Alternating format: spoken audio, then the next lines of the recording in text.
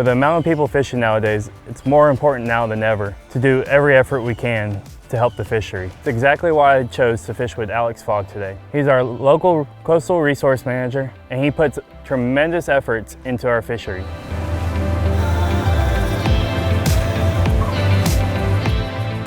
This one's like dead weight, something different. Grouper maybe. Get him in the boat. Okay, buddy.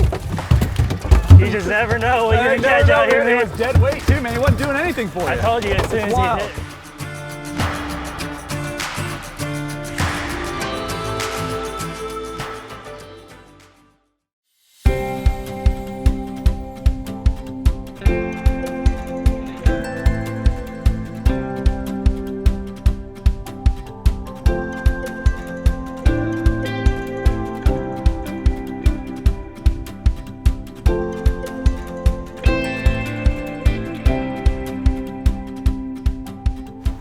What's going on, man? Good morning, man. You ready to get him? Yeah, man, pretty day. Yeah. Let's get out of here. I got back here if you want to grab the front rope. Yeah. So I got connected with Josh maybe a year, 2 years ago. We met at a fishing club meeting and hit it off pretty quick, talking about artificial reefs, talking about our fishery here and what we're doing to try and really spruce up that fishery. He talked about all the trips that he makes, and we kept talking about how we were going to try and get offshore together, and fortunately we were finally able to make that happen with this trip today. Pretty morning today. It is flat. Been looking forward to this. Yeah, it's we've been talking about it for months, but finally making it happen. Yeah, we got a pretty sunrise, light north wind. Yep. It's gonna be perfect conditions to get out there. It is. We're gonna go out into the Gulf. Yeah, we're gonna check out some of that stuff that the county's put out. Yeah. I know you're doing a lot of work for us fishermen. You got a big wreck coming up. Yeah. The Brooks Bridge is getting torn down here soon, and you'll get all that to drop out there. So we appreciate everything y'all are doing, and look forward to everything else you're gonna do. Yeah, totally. We got a little conveyor belt going. It took a little while to get spun up, but we got a bunch of wrecks going out. We got the rubble from the Brooks Bridge like you were talking about. And we have all those modules that are going down. Those are those prefabricated structures, look like little pyramids. Yeah, those end up producing some really good fish. I mean, they're specifically designed to try and mimic some of that natural habitat that we really don't have a lot of up here. But I think we're gonna try and fish a little bit of all of that today, or at least I hope so. We'll see which one produces. Yeah, man, you never have too many fishing spots. Exactly. So the more you put out there, the better. The more you put out, I mean, it spreads that effort out too. It's not everybody going to the same spot over and over and over again and just hammering it to where there's no fish left. Yeah. So, but we appreciate everything y'all are doing. We'll get out of here and get some bait and see what we can make happen. All right, sounds good, man. Let's do it. Let's go. Through working with the county, I was able to meet Alex. We hit right off the bat, and we've been able to build this awesome friendship, and I knew he'd be a perfect person to take out fishing today. Talk about perfect time, and we're just finishing up catching bait. Looked over and we saw the Seafix come out with some private wrecks that they're deploying today. Yeah, we have about 120 square miles of area that they can actually deploy them. We're the only county that allows private artificial reefs, and like you said, those chicken coops are real popular out here. Yeah, it seems like the most common thing for the private sector to drop. Yeah, super easy to handle. They're relatively inexpensive. In a lot of cases, they're free because people are just trying to get rid of them. Tell you what, I've caught a lot of fish off them too. Yeah, they work. Yeah, they make fish. They last a really long time, even 20, 30 years in some cases. We dive them a good amount, and man, they hold some fish. Nice. Well, let's go check out some of the stuff that y'all put out. Yeah, sounds good. So I spend a lot of time on the water, but a lot of times it's for work. I don't really get to go out for fun very often, so I'm really looking forward to getting out there today. He says we're gonna go hit some of the artificial reefs that we deployed over the last 5, 10, 15, 20 years and target some species that we may not be able to catch. So we're hoping to catch maybe some red snapper and some grouper, maybe some juvenile grouper.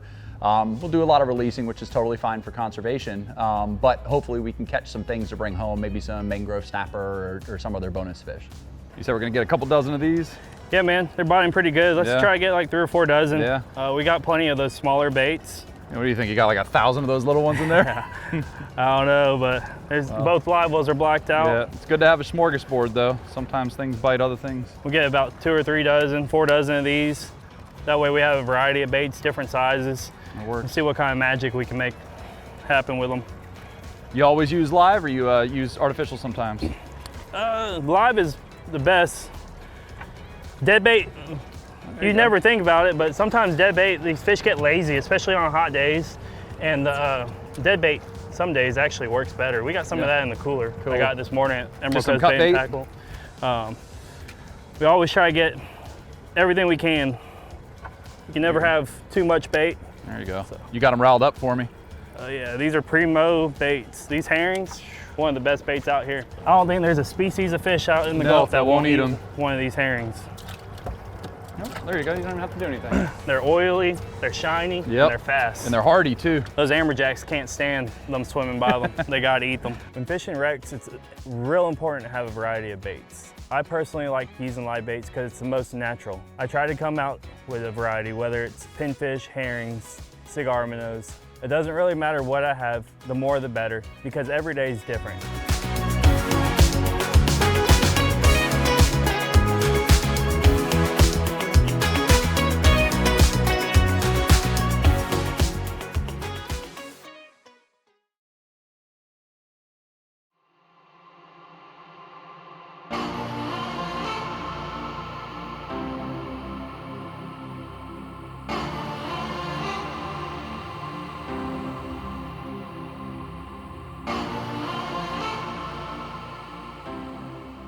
Now, on these public wrecks, you never know what you're gonna catch. You can fish it a variety of ways. Troll them for king mackerels, bonitas, Spanish mackerel. There's some amberjacks on some of them. You fish on the bottom for mingo snappers, mangrove snappers, red snappers, groupers. You just never know out here. You put a live bait down or a dead bait, it's just a matter of what gets there first. Let's move around, try to find a little bite. It works. Going out fishing today, I wanted to really highlight the public wrecks that the county puts out. Alex is ahead of that and has been doing a tremendous job the last 5 or 6 years since he's taken the position.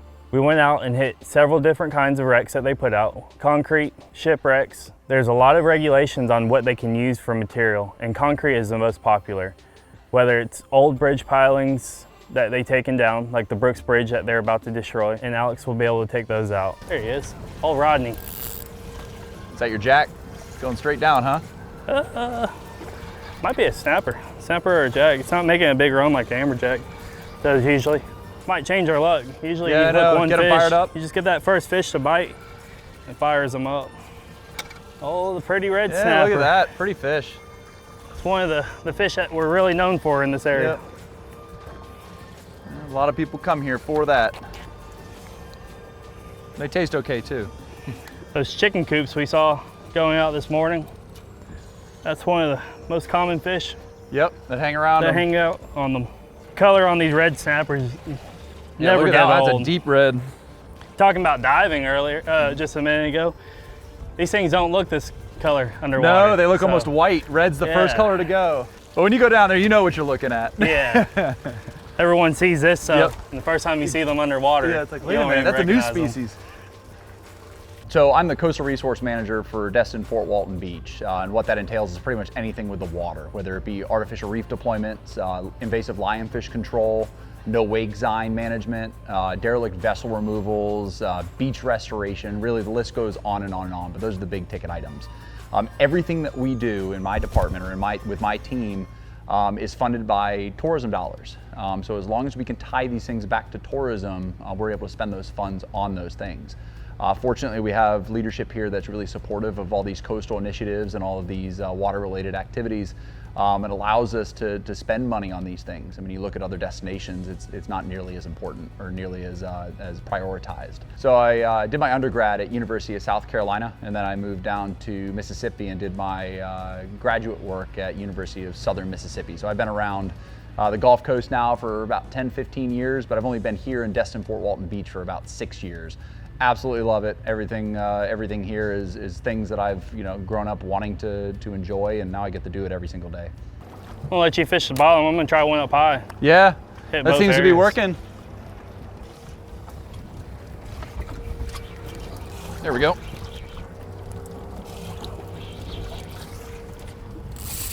There he is. That's what we came for. That drag screaming. Yep. There, hold on tight. Get him away from that wreck. Oh, he's gonna get you. Come on, buddy, don't do it. Oh, he's gonna get you. He got you. There he is. Get some line. Get some line. I had a feeling that hardtail would get a bite. Everybody likes those. It's acting like that amberjack we were looking for. Barely hooked, huh?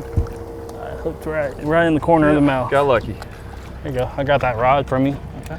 Pound for pound, that's probably one of the hardest fighting fish in the Gulf. You pull it up, you think you had something a whole lot bigger. That's They get a whole lot bigger than this too. That's what we're trying to chum up. Yep. Get those up on the surface. It's exciting watching them. So fast, so powerful. Like that bar that goes through your eye. I got all that right there. All those ridges muscle. is all muscle and all. They use it all too. It's all propellers right I don't think they get tired. You ready for them to go? I wish I had their energy.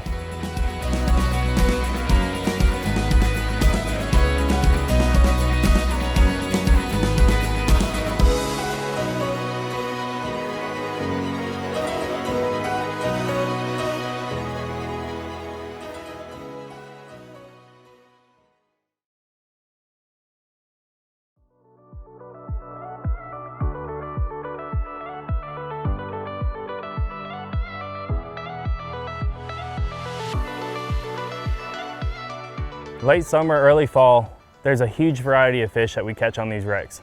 The bait fish is still in a large abundance near shore, so you can catch anything from red snappers, gag groupers, amberjacks, to king mackerels and Spanish mackerel on the surface. There you go. We set these drags pretty tight because we're fishing these wrecks, so you can't let them get down in there. You hook a fish that's pulling, you know it's a good one. Yep. Well, the average size here is pretty good. Everything we've been getting. Such a variety too. Yep. Probably another jack, huh? Something eager to get back in that wreck. There he is, another jack. I mean, that's a pretty one. Got him.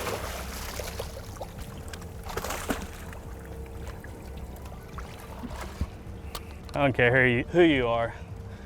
Those things fight hard. Yeah. They're starting to come up a little bit now. A little more than they were earlier. Look at the blue on the... Oh yeah. That's cool. I'll let this one go. Fishing out of Destin, we have a lot of sand bottom. So any kind of structure that's out there has huge potential of producing fish, whether it's concrete or a shipwreck. With being able to use concrete, they're able to make all kinds of different sizes and shapes of structures that produce lots of fish in the Gulf of Mexico. Oh, I got him. Oh, you got one? He's trying. There he is. There it is. That was the half of the fish that was left? Yeah, it's a little bit different. Might be a bonita. See how he's staying right on the surface? Yeah. You feel his tail going crazy? Oh yeah. Lots of head shakes. This is bonita. Oh, there he is. All that. Look at that. Look at that tip go. You're a rodeo star. There he is. There it is. Came undone. That's a big one. What a fight when they wrap up though. Need help? That tip was going crazy.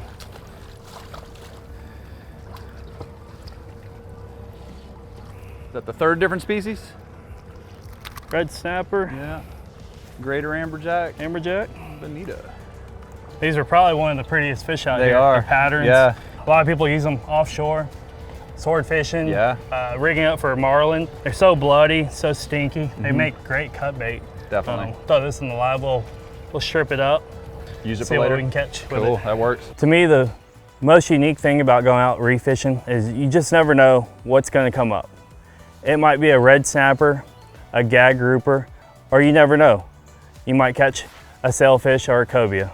They're chewing now. Yeah, they're starting to get hungry now. Yeah, huh? I just got this down to the bottom and got them on already. Fish on? Get them up. This one's like dead weight, something different. Grouper maybe. Oh, cobia, cobia, cobia. Come on. You want to gaff him? He's legal. Yeah, if you hold this right here. Yeah.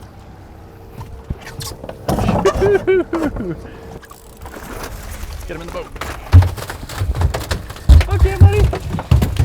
You just never know what you're gonna catch out here, man. It was dead weight too, man. He wasn't doing anything for you. I told you as soon as he hit. Good cobia. Heck yeah, man. Yeah. That's the exciting thing about fishing in the Gulf. You just never know. Yep. And we weren't targeting that. We were just here trying to catch some fish, and Mr. Cobia comes along and scarfs down that bait. Hey man, it's one of the best eating out here. It is. It is. We've got a lot of steaks here, man. It'll be great.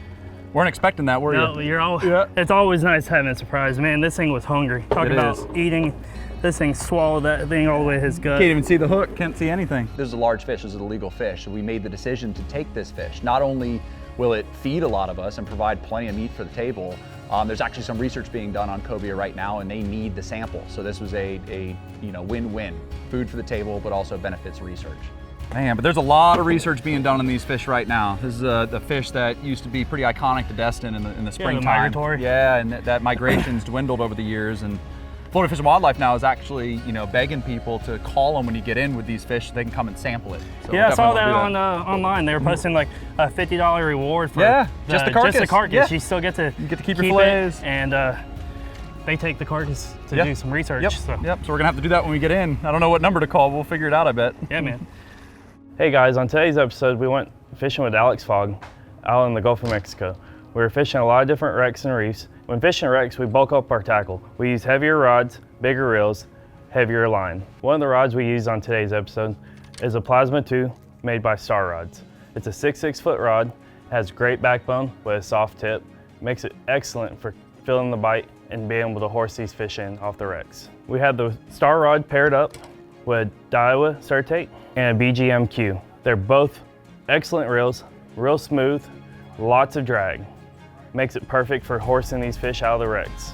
When it comes to the terminal side of the tackle, we like to use the circle hooks. Depending on the size of bait, it determines your size of the hook.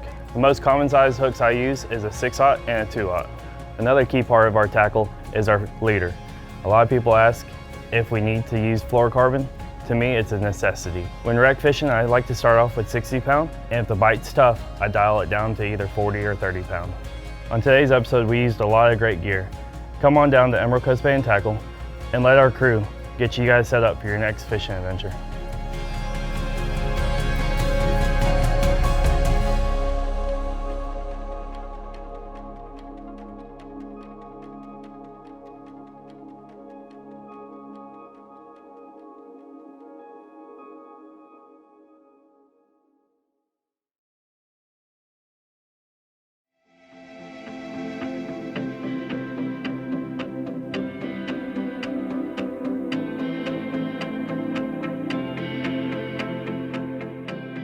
Here in Destin, Fort Walton Beach, artificial reef creation started back really big in the 1970s. I mean, they were deploying everything from washing machines and refrigerators, tires, vessels that just weren't clean.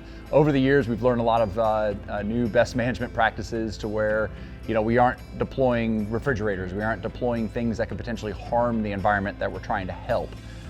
So we actually have a big project going on right now, which is a 135-foot tugboat that we've cleaned all the fuels out of, all the plastics, all the potentially harmful things out of. We're gonna bring it offshore and sink it in about 85 feet of water. This thing has about 40 foot of relief, so it's gonna come up about halfway into the water column, and it's really gonna attract a lot of fish that people are here trying to catch. So this is it. I mean, is it everything that you thought it would be? It's big, it's a big one. It's big, so it's 135 feet, big tugboat. Used to be running up and down the Mississippi River, working the intercoastal. It eventually came to the end of its life, ended up going to dry dock, and they're trying to figure out what to do with it, and then it caught fire. So that's what all that soot is up there. It actually caught fire, damaged it to the point to where it really couldn't be repaired. So we got offered it to purchase, clean, and deploy as an artificial reef. So we started this process about a year ago with the contractor, and they've been working real hard to get it working. How tall will it be from the bottom to the top? It's just over 40 foot of relief. Oh, wow. So it'll be real tall. It'll be out in about 85 feet of water, so it'll come almost to the 40 feet. Our permits require us to have 1/2 the water depth clearance. So if it's an 80 foot, we have to have at least 40 foot of relief, or 40 foot of clearance. So we'll go ahead and get on, and I'll show you around a little bit, but there's really not much else to see besides the shell. So we've removed all the plastics, all the fuels, all the engines, all the things that could potentially hurt the environment we got rid of. Nice. It's great for the fishermen, it's great for the divers, it's great for the fish themselves. We're providing habitat for them to seek refuge from some of their predators or even grow up and increase reproductive capabilities. The fishermen are always going to artificial reefs because we really don't have a lot of natural reefs up here in the northern Gulf of Mexico, specifically out of Destin, Fort Walton Beach. So having more artificial reefs to spread that effort out really helps the fishery in the long run, because if you go back to the same spot over and over and over again, you're eventually going to fish it out. But if you have a lot of spots to be able to go to, it really helps. All right, so we made it out there, fished a bunch of these artificial reefs, these large wrecks, got some snapper, mixed bag of goodies. A lot of it we had to let go, but we were able to bring this bad boy home. man, this is a bonus. Yeah, I was not expecting that at all, but I was pretty excited when it hit the surface. Yeah, had a great day of fishing. I'm hungry. Yeah, I am too. Now, so it's a little bit different, right? So like your snappers, you can just knock the sides off, but this one there's a little more finesse, right? Yeah, it's a lot firmer, a bigger fillet. So you want to use the backbone to guide it. Most of these smaller fish, like you're talking about snappers, you can just knock each side off. But with this fish being so long, you use that backbone to guide it and knock each side off, and you can split that in half and fillet each side. And you aren't necessarily going to be eating it like a regular snapper with like a big fillet on a plate. You're going to be maybe steaking it up, right? Yeah, the meat's real firm. Unlike the snappers where it's real flaky, these are firm meat.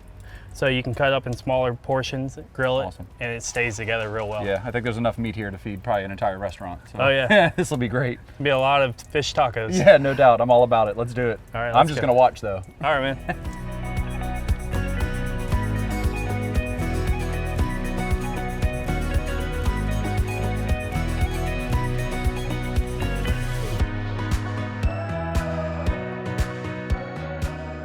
Getting to spend the day out on the water with Alex was amazing. We shared lots of stories about fishing in our area, a lot of knowledge. I learned a lot from him. I honestly can't wait for the next opportunity to take him out again, and I know it will happen in the future.